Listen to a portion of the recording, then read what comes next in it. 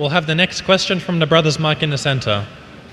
My name is Rajesh. I work for an IT company. First, I would like to say Assalamu alaikum. Sir, you are a versatile personality and you have knowledge of all the religion.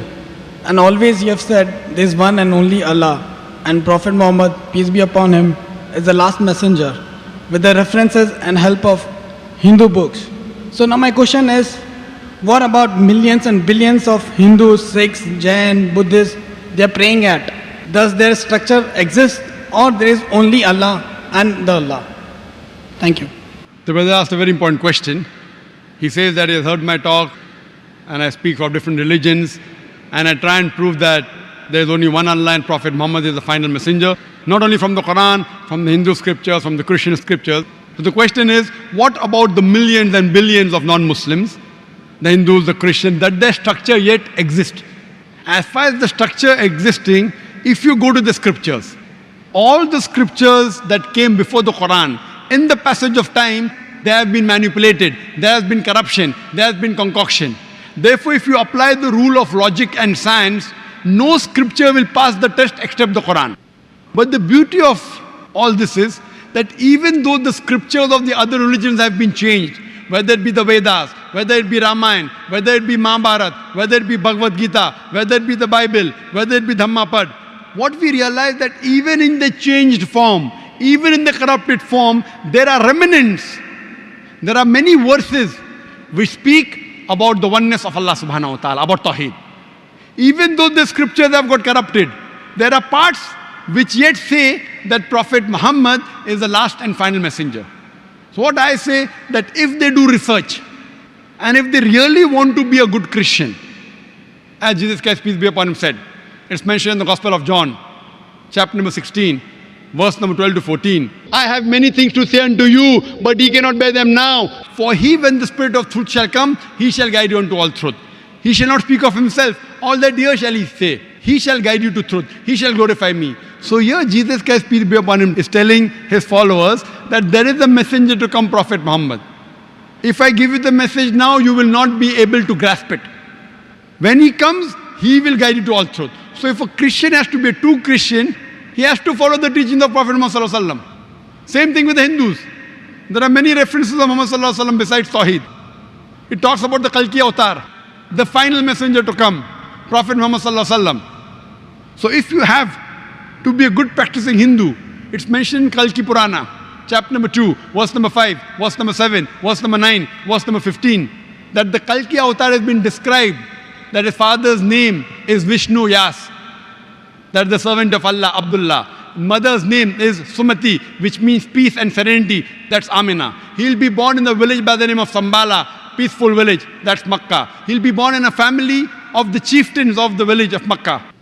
He will have 4 companions, talking about 4 Khulfa Rashidin. He will get the first revelation in a cave, that's Ghar Hira. He will migrate northwards and come back. He went to Medina and came back. Several. So if you're a true Hindu, even though the scriptures have got corrupted, have been concocted, if you think the full scripture is the word of God, you have to follow the Kalki Avatar. You have to believe in the last and final messenger. So if you want to follow the structure, and if you do research, you will come to the same last and final messenger, Prophet Muhammad sallallahu alaihi wasallam. Same with Buddhism, same with Judaism, same with Christianity, same with Hinduism. So what I tell them, based on the verse of the Quran of Surah Al-Imran, chapter number 3, verse number 64. Ta'alaw ila kalimatin sawa'in bayna bainakum.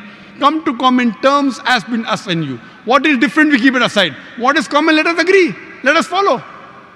The first thing is, Allah na'budu illallah, that we worship none but Allah.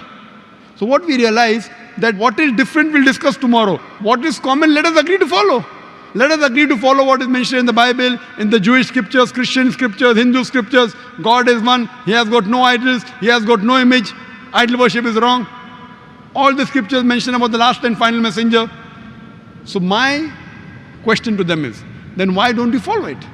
Why don't you follow and believe only in one God? Don't do idol worship, worship him alone. And why don't you follow the last and final messenger? And my question to you, brother, is, if you're a Hindu, I think you're a Hindu. Okay? So why don't you follow your scripture which says that there's only one God? It says, Na tasya pratima asti. Sveta Upanishad, chapter number 4, verse number 19. In Yajurved, chapter 32, verse number 3. Natasya pratima asti. Of that God there is no pratima. Pratima means Almighty God has got no image, has got no photograph, has got no painting, has got no portrait, has got no statue, has got no sculpture, has got no idol. I am asking you, do you believe in one God? Do you believe? I do. Do you believe idol worship is wrong? No. So why don't you follow your Veda? I tell you one thing. It's not necessary you need an idol or you need a picture or you need a light, Idol is just created so you can focus, It's for few people, those who cannot focus, for them, there is an idol so that you can focus properly. Correct. This is what is said to me by the Pandits. They tell me, Dr. Zakir Naik, we have read the scripture, we agree with you totally. Idol worship is wrong. But what happened? Those who are initial, toddlers, in the early stage of life, you require idol to concentrate. When you reach higher consciousness, no idol is required. I tell them we Muslims have reached the higher consciousness. We don't require idol. This is the explanation given to you by a Pandit, not by a scripture.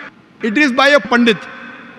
I tell them, isn't it mentioned idol worship is wrong? He says, we know. It is like my son, when he goes to second standard, the basics of maths is 2 plus 2 is 4. He says, son, 2 plus 2 is 5.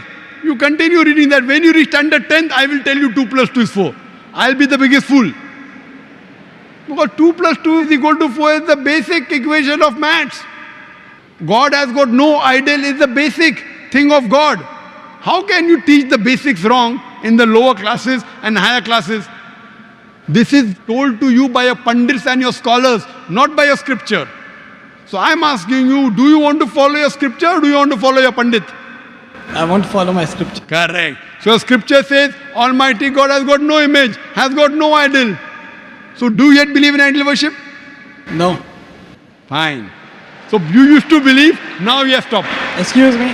I said the idol is meant for the few people who cannot concentrate. I didn't say that I believe in So that means you want to diminish God? For example, brother, I am asking you a question. Yes, you sir. are helping someone. What's your name? Rajesh. Rajesh. You are helping someone maybe in Sri Lanka. Every month you send him maybe 20,000 rupees, maybe 2,000 dirham for his education. He doesn't know who this Rajesh is. He says, who's this Rajesh? I don't know. So what does he do?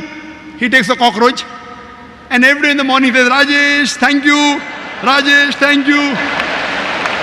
Will you like it? No. Will you like it? No. Arey, but he doesn't know how Rajesh looks. So he's making a cockroach out of Rajesh. You will tell him, if you don't know how I look, at least take my name, it is sufficient. Why are you making a cockroach out of me? Now God is so powerful, you want to make God into that small idol. If the idol falls, the idol breaks. The idol can't help himself, what will the idol help you? So what we say, don't belittle God, don't abuse God. If you don't know how he looks, only take his name. Why do you have to insult God? If he only says, Rajesh, thank you, without making a cockroach, you will be more happy. And compared to you and us, we are human beings. God is, you cannot compare God. You cannot say he's million times more powerful. He is unlimited. You cannot compare God and human being. So how can you make God into an image and restrict him to an idol? It's insulting God. That's what the scriptures say. That he has got no pratima. You can give him attributes, but don't give him an image. Hindu scripture says that, Christian scripture says that, Quran says that. So now do you agree that even for concentration, making idol of God is wrong? Could be. Could be, not yet sure. Not yet sure, huh? Your scripture says don't make, your Pandit says make. So do you want to follow your Pandit or your scripture? The scriptures. And I'm giving you reference, I'm quoting in Sanskrit. If you don't know Sanskrit, open a dictionary, Pratima, you ask your Pandit. There's a person, joker looking person wearing a cap and a coat and a tie. He is quoting scripture, is it right? If you can't find the book, you can go to our center in Bombay IRF. We have all these scriptures. So I'm trying to get you closer to your scripture. So now are you convinced that idol worship is wrong?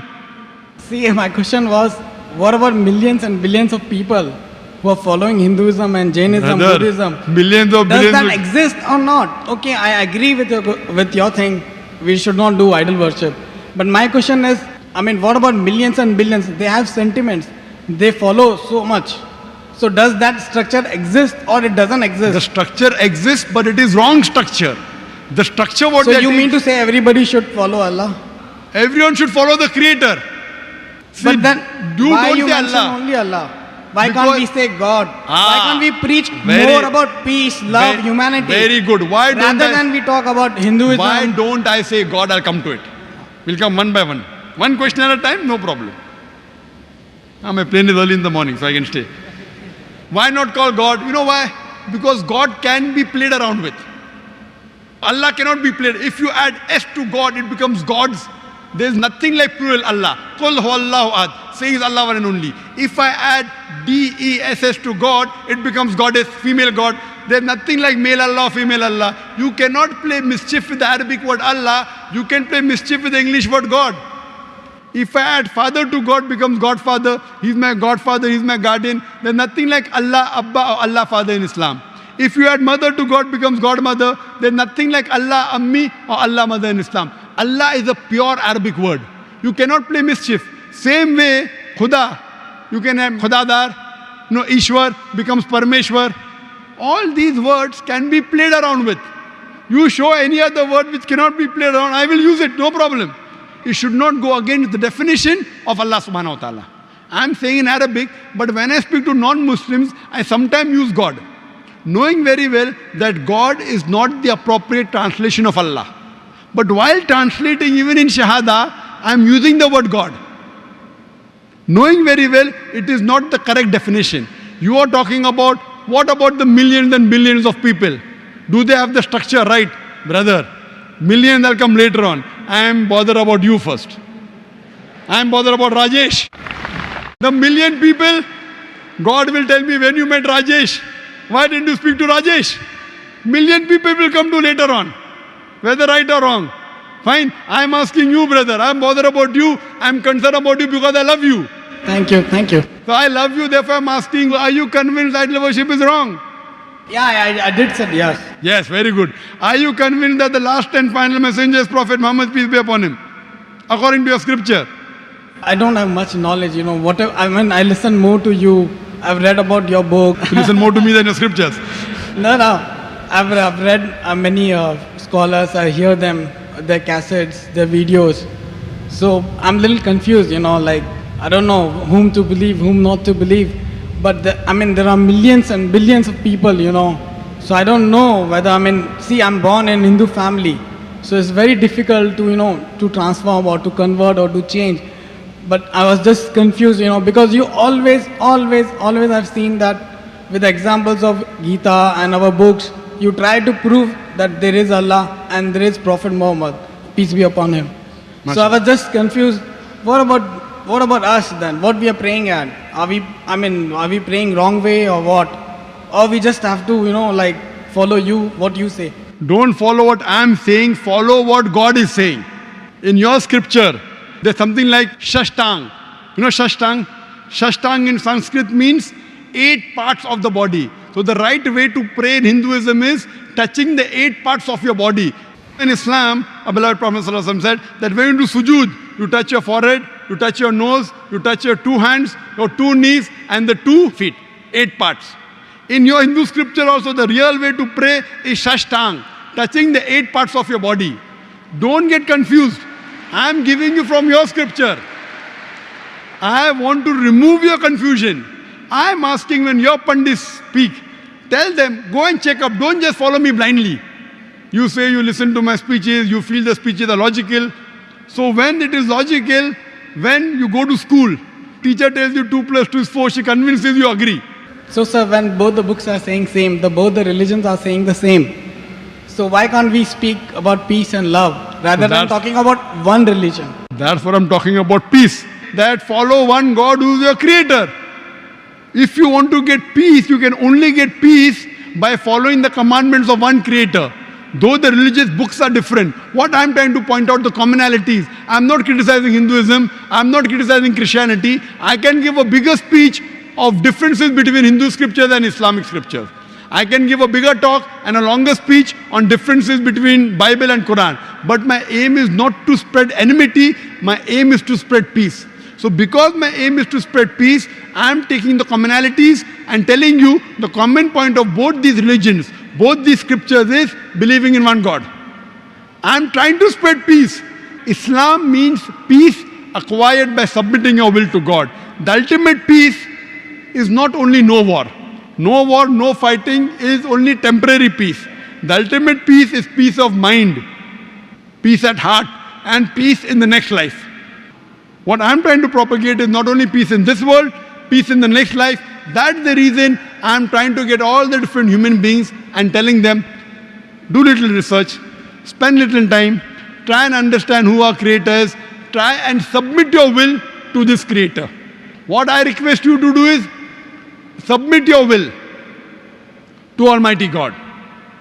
Follow the instructions of the last and final messenger, and then inshallah you'll get total peace. Thank you. Hope that answers the question.